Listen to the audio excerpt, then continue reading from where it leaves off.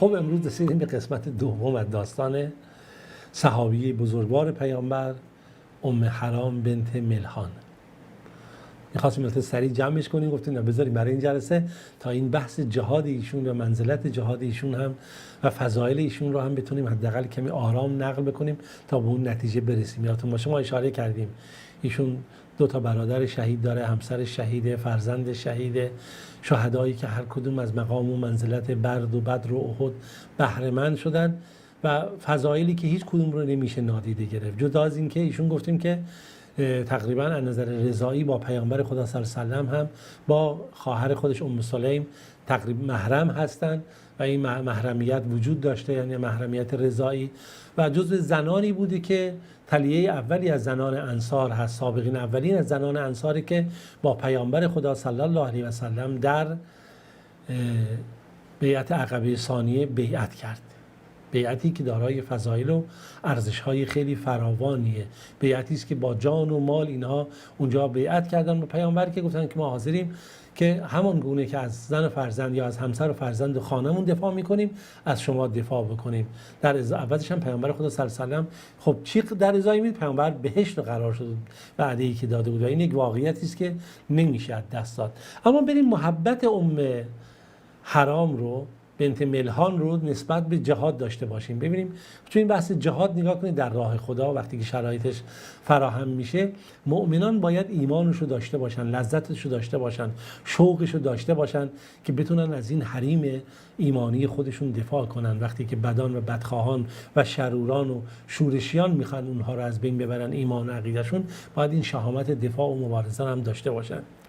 در هر صورت این صحابیه بزرگوار ام حرام رضی الله عنها خیلی آرزو داشت که همیشه در کاروان شهدای میدان جنگ باشه، همیشه اون منزلتی که شهیدان دارن در نزد خدا شامل حال اونها بشه. و میدید که پیامبر خدا صلی الله علیه و سلم چگونه یادآوری کرده از منزلت و مقامی که شهدا دارن و در فکر خودش، در آرزوهای خودش، در خواب خودش همیشه آرزو این داشت که کاش که این شهادت شامل حالش بشه. از خدا میخواست که خداوند شهادت رو بهش بده تا اینکه یه روزی رسول خدا صلی الله علیه و سلم این بشارت رو داد و برای ایشون دعا کرد که ایشون شهید بشه و خبر داد که شما شهید خواهید شد و در جنگ دریایی شرکت خواهی کرد و در اون جنگ به شهادت خواهی رسید.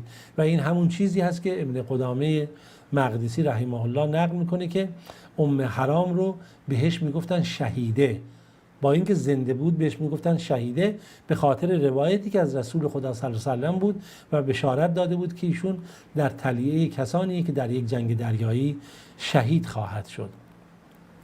بحث منقبت و مقام ایشون که شده، نگاه کنید این رو هم باید در نظر بگیریم که ایشون هم داره حافظه قوی بود در روایت از پیامبر خدا صلی الله علیه و سلم و 5 روایت هم از ایشون نقل شده که در صحیحین اومده که این موارد نقل شده. حالا من نمیخوام وارد این نکات بشم که در بحث روایاتی که در مورد ایشون اومده، اما اون چیزی که وجود داشت ایشون در راه محبت و خدمت پیامبر خدا صلی الله علیه و سلم آنچه که توان داشت از نظر مالی، بالاخره امکانات روحی و خانوادگی سعی میکرد تقدیم پیامبر بکنه و سایر انصار هم این گونه بودن. چرا اینها یؤثرون علی انفسهم ولو کان بهم خصاصه، کانوا بهم خصاصه، یعنی اینها علی رغمی که سختی داشتن خودشون اما پیامبر رو بر خودشون ترجیح داده بودن و به ویژه مهاجرین رو این انصار سعی کرده بودن خیلی تحت حمایت خودشون قرار بدن، چرا که با پیامبر خدا اومده بودن و این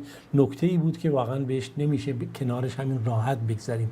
وقتی که از صحبت از انصار میشه مقام منزلت اونها رو باید ما کاملا داشته باشیم. خداوند میگه که در مورد اینها والذین تبوأوا الدار والایمان من قبل یحبون من هاجر الیهم، یعنی انصار از ویژگی هاشون این هست که اینها ایمان رو برگزیدند، خانه ایمان رو برگزیدن و دوست داشتن کسانی رو که به سوی اینها اومده بودن. این کلام اللهه، این یک قصه نیست، یک افسانه نیست، یک تملق یا یک مبالغه نیست. یعنی دوست داشتن که خدا داره اشاره میکنه که یحبون من هاجر الیهم ولا یجدون فی صدورهم حاجه، هیچ در درون سینه هاشون چیزی نبوده که نسبت به اونها باشه. مما اوتو، از اون چیزی که بهشون داده شده بود. یؤثرون علی انفسهم، اینها مهاجران رو انصار بر خودشون ترجیح میدادن، ولو کان بهم خصاصه، حتی اگر چیزی خودشون نیاز داشتن ولی اون انصار مهاجران رو بر خودشون ترجیح میدادن. و خدا میگه فاولئک هم المفلحون، اینها هستن که رستگارانن. پس این وعده رستگاری انصار رو الله رب العالمین میده، این وعده رو ما نمیدیم. و اینجاست که خداوند به اینها وعده بهشت میده، به اینها وعده منزلت و عالی میده. اما بریم کنار این صحابی بزرگوار و بخشنده خودمون، صحابی بزرگوار ام حرام که خدا از ایشون راضی باشه و ایشون هم در رضایت الهی قرار گرفته. این یکی از همین زنان هست که در صداقت ایمان، در اخلاص، در عبادت، در علاقه به بهشت، در طلب شهادت جزو برگزیدگان هست، تا جایی که دعا میکنه که تا خداوند، یعنی پیامبر خدا دعا میکنه، از پیامبر میخواد که دعا کنه که تا در زمره شهدا قرار بگیره. وقتی پیامبر دعا میکنه این خیلی خوشحال میشه. و میدونید پیامبر خدا هم که سخنی به هفت یا بیهوده نخواهد گفت در مفاهیم دینی. بله، حالا بریم چه شد. پیامبر خدا صلی الله علیه و سلم از دنیا رفت، ولی هنوز ام حرام به شهادت نرسیده. اما پیامبر دنیا رفت در حالی که از اصحاب خودش به ویژه ام حرام راضی بود. رسیدیم به عهد خلفای راشدین. فتوحات جنگی بود. در عهد سیدنا عثمان رضی الله عنه فتوحات همینجوری گسترده تر میشد و بالاخره گسترش اسلام روز به روز بیشتر میشد تا سال 7 هجری، تا اینجا که امیر معاویه برای جنگ به سوی قبرس حرکت کرد و باید از مسیر دریا میرفت. باید در مسیر دریا اونجا میرفت که بتونه به قبرس برسه. میتونید نقشه جغرافیایی رو باز کنید. و مسلمان ها تا به حال چنین جنگ دریایی نداشتن. ام حرام هم با همسر خودش عبادة بن ثابت رضی الله عنهما، اینها هم در این جنگ دریایی شرکت داشتند که تاریخ این رو به خوبی و به وضوح این جنگ دریایی رو نقل میکنه و بشارتی که پیامبر خدا صلی الله علیه و سلم در این مورد داده که به زودی سپاهی در دریا خواهد جنگید، یا به اون ام حرام میگه تو با سپاهی در دریا خواهی جنگید که شهید خواهی شد. حالا ببینیم داستان این روایت رو ببینیم چگونه هست، که ببینیم چه اتفاقی افتاد در اینجا، چه مسئله‌ای رخ داد. عبادة بن ثابت رضی الله عنه وقتی که به ساحل حمص میرسن و بالاخره اونجا شرایطی بوده، با همسر خودش ام حرام هست، نقل میشه که ام حرام گفت که من از رسول خدا صلی الله علیه و سلم شنیدم که گفت اول جیش من امتی، اولین سپاه از امت من، یغزون البحر، که اینها وارد یک جنگ دریایی خواهند شد. قد اوجبوا، خداوند در اینها بهشت رو واجب کرد. ای وجبت لهم الجنه.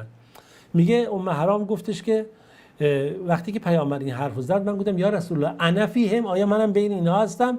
پیامبر گفت بله انت فیهم، تو هم در بین اینها هستی. ولی این آرزوی ام حرام اینگونه به واقعیت پیوست که بالاخره ایشون در همون جنگ دریایی شرکت کرده بود. وقتی که اون کشتی ها رسیدن به قبرس، ایشون سوار همون بالاخره مرکب خودش یا قاطر هر چه که بود، دابه‌ای که داشتش سوار بود. این قاطر پاش لغزید در ساحل و هم قاطر خورد زمین و هم ایشون پرت کرد روی زمین و ایشون اونجا به شهادت رسید.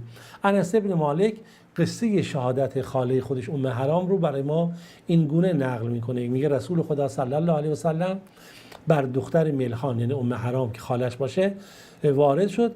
فتک عندها، اونجا تو خونه نشست و پیامبر تکیه داد. خب بهشون محرم هم بود دیگه. فضحک، پیامبر خندید. خاله من گفت لما تضحک یا رسول الله، برای چی داری میخندی؟ پیامبر گفت ناس من امتی، یک گروهی از امت من، یرکبون البحر الاخضر، از دریای سبز رو در روی دریای سبز حرکت خواهند کرد، یعنی مسافرت خواهند کرد، جنگ خواهند کرد، فی سبیل الله، در راه خدا، یعنی برای جنگ. مثلهم کمثل الملوک علی الاسره، مثل پادشاهانی هستند که بر تخت‌های تکیه دادن دارن حرکت میکنن. یعنی تصویری رو پیامبر از یک جنگ دریایی با کشتی‌های دریایی داره از امتش نقل میکنه که گویا که در اون لحظه جبرئیل یا مثلا خداوند بالاخره توسط جبرئیل یا هرچی بود تصاویری، صحنه‌هایی رو از اون جنگ برای ایشون به نمایش قرار دادن. ایشون میگه فقالت یا رسول الله، یا ای رسول خدا، ادعو الله ان یجعلنی منهم. حالا که اینجوری شما میخندید از این صحنه‌ای که پیامبر جلو چشمش به نمایش داده شد، دعا کن تا منم از اونها باشم. پیامبر گفت اللهم اجعلها منهم، ای خدایا این ام حرام دختر ملحان رو هم از اونها قرار بده. میگه دوباره پیامبر برگشت و دوباره خندید. بعد ام حرام میگه که آیا چیه واقعا داستان چیه؟ بالاخره پیامبر بهش گفت نه مثل زاریک نباشه، این شامل حال تو هم میشه. بعد گفت نه یا رسول دعا کن که من واقعا از اونها باشم. پیامبر گفت نه تو از اونها هستی، انت من الاولین و لست من الاخرین، لست من الاخرین، تو جز اولین گروهی هستی که در این میدان جنگ دریایی هست و جز گروه های آخر هم نیستی. در هر صورت انس میگه که بعد از این مدتی بود دیگه که با عبادت بن ثابت ازدواج کرد دیگه ام حرامو، و بالاخره وارد جنگ دریایی شدن که در اون جنگ دریایی این اتفاق افتاد. وقتی به اونجا رسیدن به قاطر ایشون لغزید و ایشون به شهادت رسید. نکته خیلی جالبی که وجود داره، میگن در اونجا قبر ایشون معروف به قبر زن نیکوکار هست و حتی بین نصارا و اینها این قبر شهرت پیدا کرده بود که بالاخره این صحبت هایی که شده بود از این صحابی بزرگوار و مواردی که بود در اینجا نقل شده. حالا موارد اینجا نقل شده که میگه که در اون جنگ ایشون دفن شد. در همونجا امیر اون جیش امیر معاویه بود که در زمان خلافت عثمان بود، همراهش باش ابوذر بود، ابودردا بود و دیگران از صحابه بودن در سال 27 هجری میلاد، که میگه بله قبر حرام بنت ملحان در قبرس هست که میگن قبر زن نیکوکار که خداوند ایشون رو مورد رحمت قرار بده. حالا مکان قبر رو اینها رو در تاریخ نقل میکنن که چگونه هست و حالا بعضی روایات هم حالا ضعیف یا غلط آوردن که اینجا زیاد به درد کار ما نمیخوره، که خداوند ایشون رو مورد رحمت خودش قرار بده و نعمتهای بیکرانش، که چرا که ایشون حمیدت البر، نیکوکاری بود در روی خشکی، و شهیدت البحر، و شهید دریا هست، و التواقت و مشاهدت الجنات، جنان از کسایی که عاشق بهش بود، کی ام حرام بنت ملحان. و آخرین مطلب ما این آیه رو میخونیم ان المتقین فی جنات و نحر فی مقعد صدق عند ملیک مقتدر. تا روزی دیگه و داستانی دیگه شما عزیزان رو به خدای بزرگ میسپارم. خدایا رو نگهدارتون.